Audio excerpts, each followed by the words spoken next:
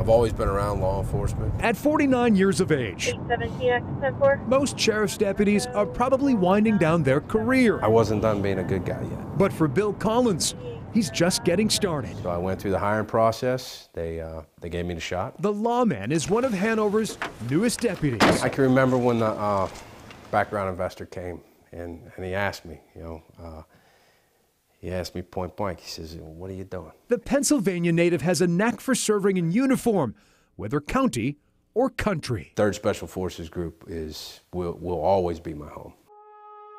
Collins spent 30 years in the U.S. Army, half as a Green Beret. Wouldn't change it for a world. The sergeant major served 3 combat tours in Afghanistan filled with close calls. Long story short, it wasn't our guys.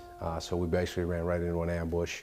Following retirement in 2017, the Purple Heart recipient felt like he had more to give. When I found Hanover County, it fit for me. He applied to become a deputy, but when you're pushing 50, the body doesn't respond like it used to. It had been a long time since I had been dropped for push-ups and burpees and rolled around on the grass and did grass drills. So it was interesting. It was fun. The father of 7 says being selfless is the family business. His brothers, sister, and father all have worn uniforms in some capacity. We're just a military police force family. That's what we do. That we serve. The fresh-faced deputy is old enough to be his colleague's dad. Oh, absolutely.